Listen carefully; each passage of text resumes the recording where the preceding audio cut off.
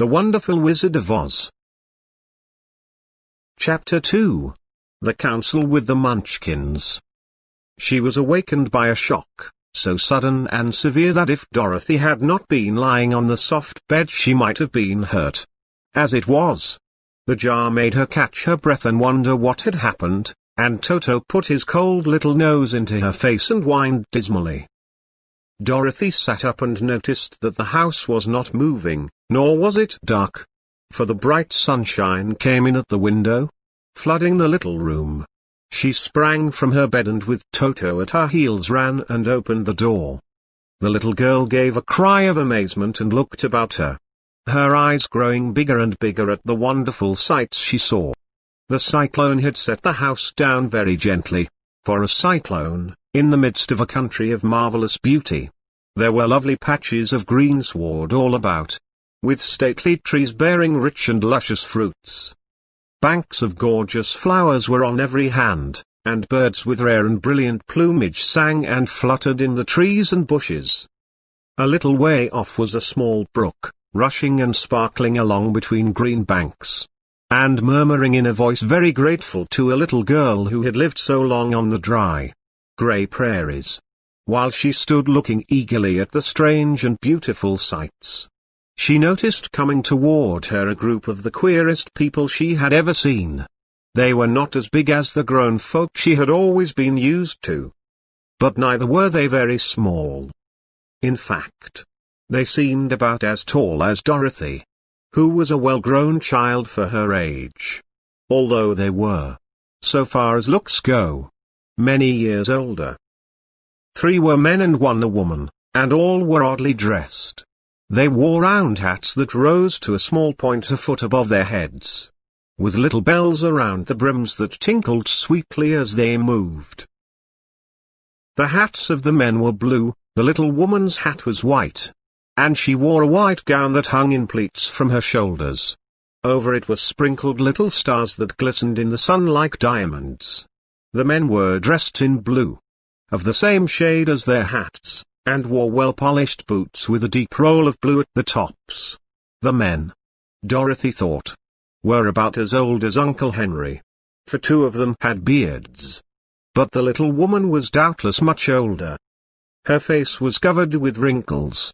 Her hair was nearly white, and she walked rather stiffly.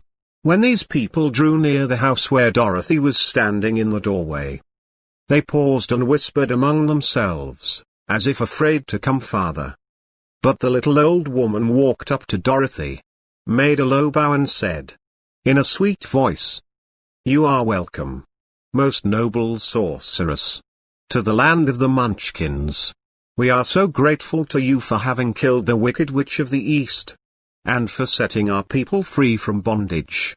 Dorothy listened to this speech with wonder. What could the little woman possibly mean by calling her a sorceress, and saying she had killed the Wicked Witch of the East? Dorothy was an innocent, harmless little girl, who had been carried by a cyclone many miles from home, and she had never killed anything in all her life. But the little woman evidently expected her to answer, so Dorothy said, with hesitation, "You are very kind, but there must be some mistake. I have not killed anything."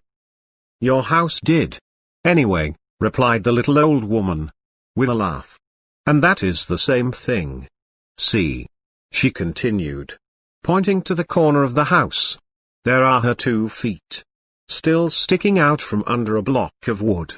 Dorothy looked, and gave a little cry of fright.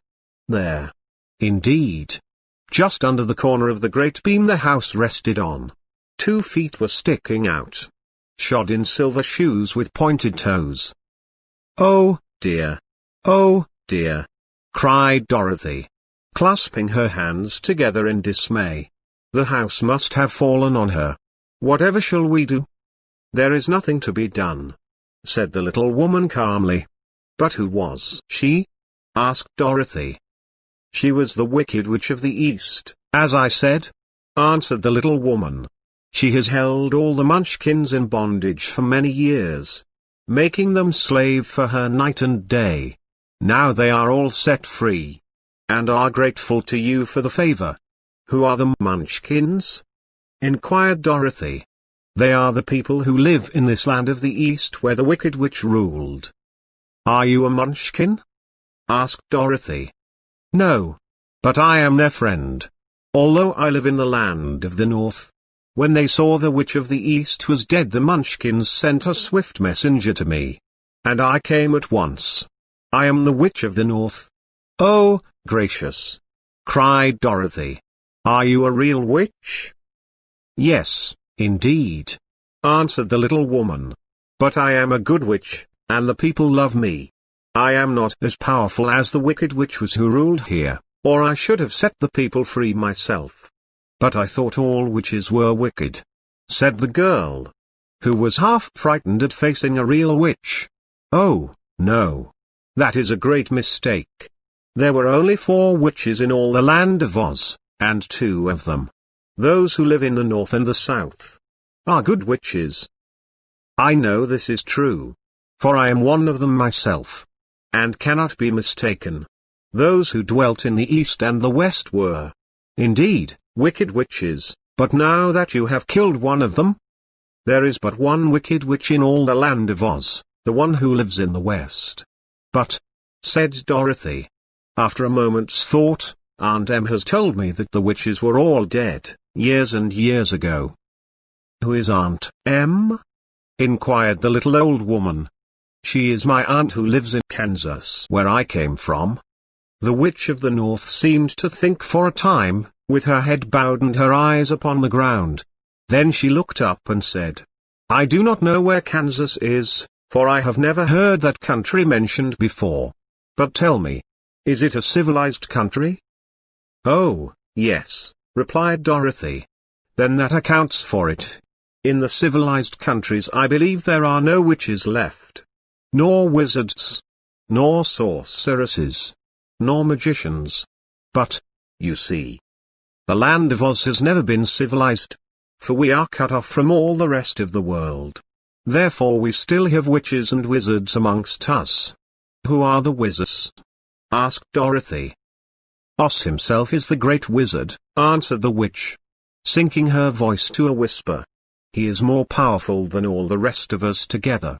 He lives in the City of Emeralds. Dorothy was going to ask another question. But just then the Munchkins, who had been standing silently by, gave a loud shout and pointed to the corner of the house where the Wicked Witch had been lying. What is it? Asked the little old woman. And looked. And began to laugh. The feet of the dead witch had disappeared entirely. And nothing was left but the silver shoes. She was so old, explained the Witch of the North, that she dried up quickly in the sun. That is the end of her. But the silver shoes are yours. And you shall have them to wear. She reached down and picked up the shoes. And after shaking the dust out of them handed them to Dorothy. The Witch of the East was proud of those silver shoes, said one of the Munchkins. And there is some charm connected with them, but what it is we never knew. Dorothy carried the shoes into the house and placed them on the table. Then she came out again to the Munchkins and said, I am anxious to get back to my aunt and uncle. For I am sure they will worry about me. Can you help me find my way? The Munchkins and the witch first looked at one another. And then at Dorothy. And then shook their heads. At the east, not far from here, said one, there is a great desert. And none could live to cross it. It is the same at the south, said another. For I have been there and seen it. The south is the country of the Quadlings. I am told, said the third man, that it is the same at the west. And that country, where the Winkies live, is ruled by the Wicked Witch of the West, who would make you her slave if you passed her way. The north is my home, said the old lady. And at its edge is the same great desert that surrounds this land of Oz. I'm afraid, my dear, you will have to live with us. Dorothy began to sob at this. For she felt lonely among all these strange people. Her tears seemed to grieve the kind-hearted Munchkins. For they immediately took out their handkerchiefs and began to weep also. As for the little old woman, She took off her cap and balanced the point on the end of her nose, while she counted 1, 2, 3 in a solemn voice. At once the cap changed to a slate, on which was written in big, white chalk marks, "Let Dorothy go to the City of Emeralds." The little old woman took the slate from her nose, and having read the words on it, asked, "Is your name Dorothy, my dear?" "Yes," answered the child, looking up and drying her tears. "Then you must go to the City of Emeralds. Perhaps Oz will help you." "Where is this city?" asked Dorothy. "It is exactly in the center of the country, and is ruled by Oz, the great wizard I told you of." "Is he a good man?" inquired the girl anxiously. "He is a good wizard. Whether he is a man or not I cannot tell, for I have never seen him." "How can I get there?" asked Dorothy. "You must walk. It is a long journey, through a country that is sometimes pleasant and sometimes dark and terrible. However, I will use all the magic arts I know of to keep you from harm. Won't you go with me?" pleaded the girl, who had begun to look upon the little old woman as her only friend. "No, I cannot do that," she replied. "But I will give you my kiss, and no one will dare injure a person who has been kissed by the Witch of the North." She came close to Dorothy and kissed her gently on the forehead. Where her lips touched the girl they left a round, shining mark, as Dorothy found out soon after. "The road to the City of Emeralds is paved with yellow brick," said the witch, "so you cannot miss it. When you get to Oz, do not be afraid of him, but tell your story and ask him to help you. Goodbye, my dear." The 3 Munchkins bowed low to her and wished her a pleasant journey, after which they walked away through the trees. The witch gave Dorothy a friendly little nod, whirled around on her left heel 3 times, and straightway disappeared, much to the surprise of little Toto, who barked after her loudly enough when she had gone, because he had been afraid even to growl while she stood by. But Dorothy, knowing her to be a witch, had expected her to disappear in just that way, and was not surprised in the least. Esse vídeo já acabou. É só apertar que tem mais um. Também não esqueça de se inscrever no canal